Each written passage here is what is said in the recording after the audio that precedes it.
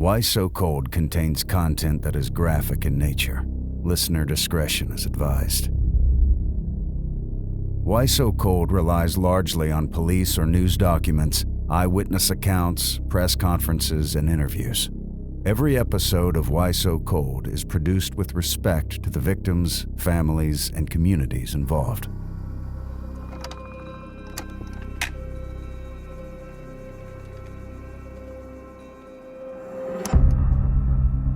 From Watts Creative Studios, this is Why So Cold.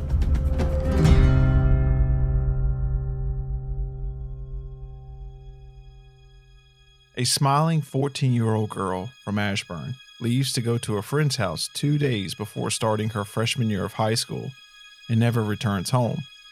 11 days later, her body was discovered near Redskins Park. The circumstances around her disappearance still remain unclear 20 years later.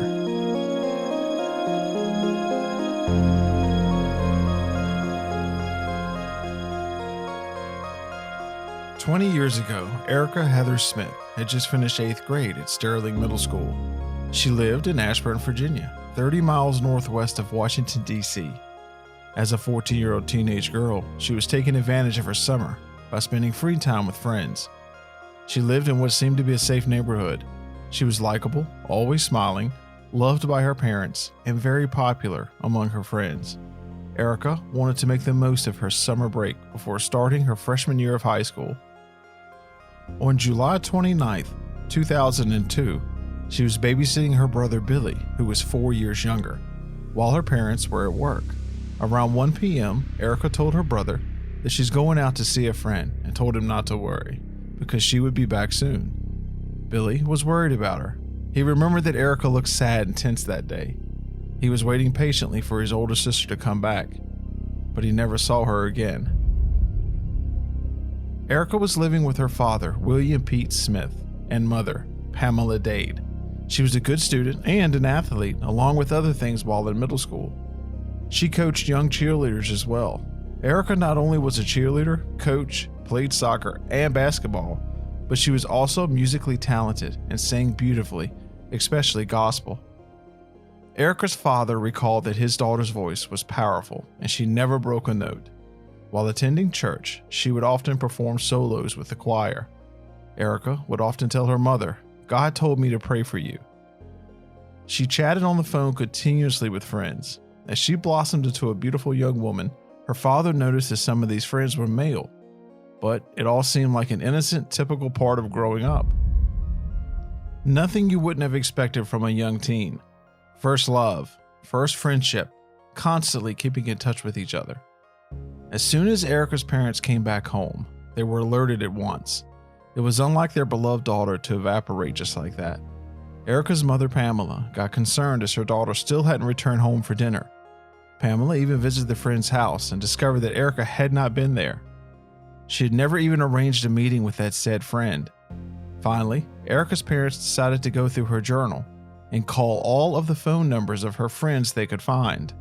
Sadly, no one had seen or heard from her. Erica's picture was plastered all over Ashburn, Sterling, Reston, and other areas.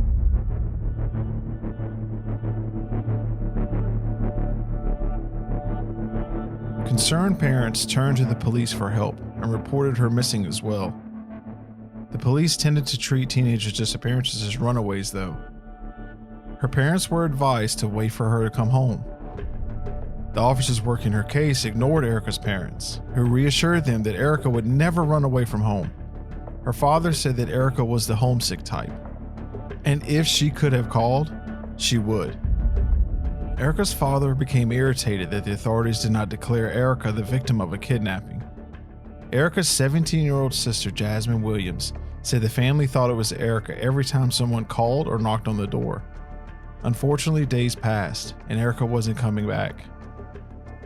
11 days later, on August 9, 2002, office workers were enjoying a summer day after lunch in Beaumaid Corporate Park.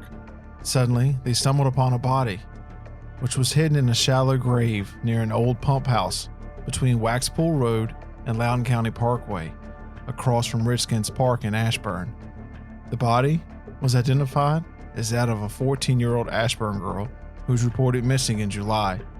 At that point, Stephen O. Smith, who was Loudoun County Sheriff at the time, stated that the case was being investigated as a homicide and refused to provide any details.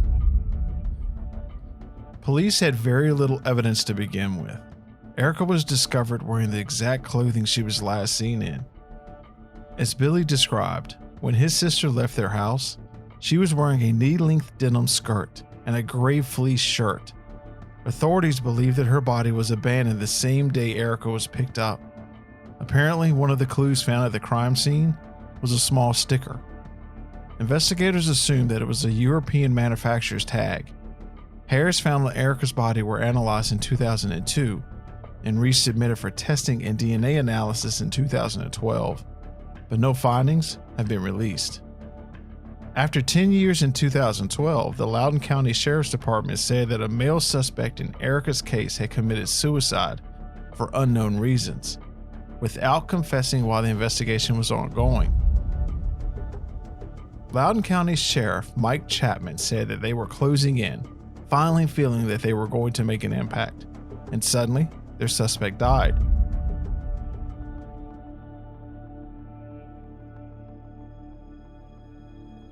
The sheriff's office did not name the suspect or give any details regarding the crime's motive.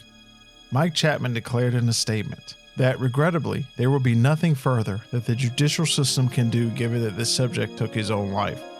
He added, "I can't think of any stone that we've left unturned." The sheriff refused to provide any information, names, or a time frame for the suspect's suicide, claiming that it could be used to identify him. Investigators shared details about the case and the suspect only with Erica's family. Her relatives said that they were glad that the killer had finally been identified.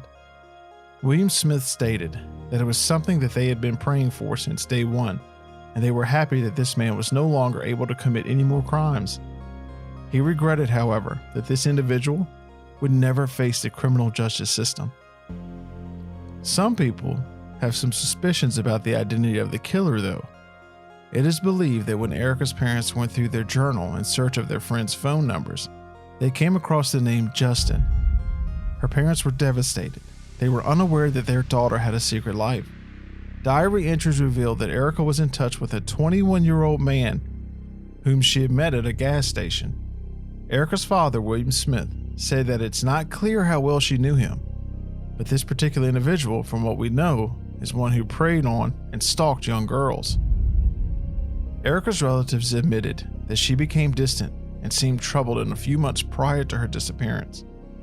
According to Erica's friends, days before she went missing, Erica was expecting one of her older friends to return from a family trip in Europe. Supposedly, the older friend had offered to take her shopping at the nearby mall and told her to keep it a secret from her parents. The shopping trip and clothes were to be her birthday gift. Erica had just turned 14 only 2 weeks before she vanished. The Smith family had no idea of any older male friends in her life. Erica Smith was killed 12 years ago. Her body was found in a shallow grave not far from her family's home in Ashburn, Virginia. Investigators now say they know who killed her, but they're not releasing his name because he committed suicide. Smith's parents told Jackie Benson their daughter's killer had no connection to the family. It's a tree of life. The fully decorated Christmas tree is a reminder of the enduring and unbreakable nature of parents' love for their children. It's the tree 14-year-old Erica Smith never saw in December of 2002 because she was murdered in July of that year. The unspeakable crime has remained unsolved for as many years as the tree has stood there. But justice for Erica was never out of her parents' mind. I made it a point in my heart that I had to be strong for her. I had to be her voice. 2 years ago, Erica Smith's murder was reopened by the Loudoun County Sheriff's Office. Today, Sheriff Mike Chapman revealed the likely suspect committed suicide during the investigation. Very, very frustrating outcome. I mean, when I look at the amount of work and the amount of effort that we put into this across the board, I mean, I think at this point, I can't think of any stone that we've left unturned. William Smith says he did not know the suspected killer, who apparently befriended Erica, possibly via the internet, and told her to keep it a secret from her parents. Smith says the day his daughter disappeared, she was lured from her home with the promise of shopping for birthday gifts. It was a total shock out of the blue. It really was, because we had no idea of any male person in her life at 14 years old. Yeah, we're not saying that she didn't talk to young boys. It was cold-blooded, calculated, malice and forethought behind what he did to her. Sheriff Mike Chapman said that 10 years after the murder, Erica's case motivated him to create the department's cold case unit.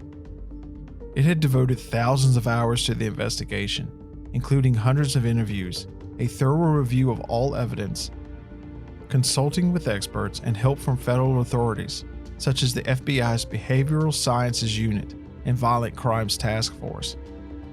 Chapman added that the goal was not only to solve crimes, but also to provide closure to the families of the victims. He reassured Loudoun residents that these instances, as well as the victims and their families, were not forgotten. Sheriff Chapman also stated that Erica's father, William Smith, inspired the beginnings of Loudoun's Child Safety Day. The program was created to educate the community on safety measures families can take to protect their children. Erica's missing persons case and subsequent murder was featured on the nationally syndicated show America's Most Wanted in 2009. Even though Erica's parents felt relieved when investigators provided them with the details about the suspect, their daughter's absence remained a daily source of pain for the family. Since the year Erica was murdered, the Smith family has kept a fully decorated Christmas tree inside their house. They confessed that they would have to deal and struggle with this for the rest of their lives.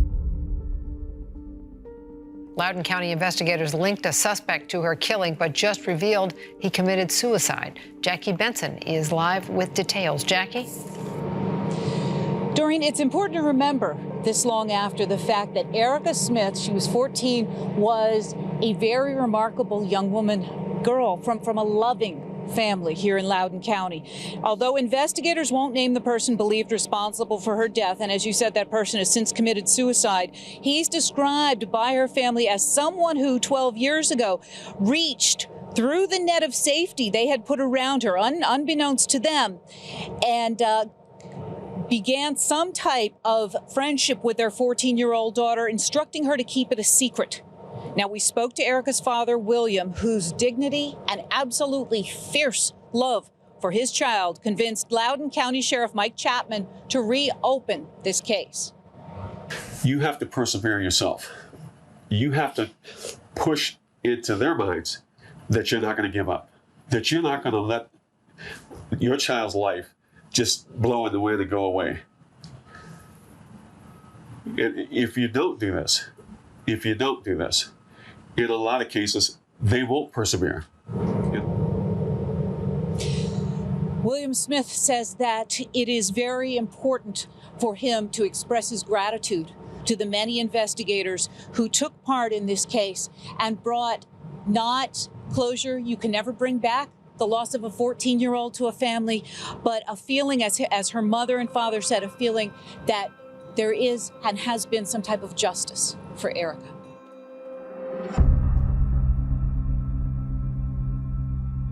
If Justin was in fact the killer responsible for this crime, there's a high chance that he had more victims.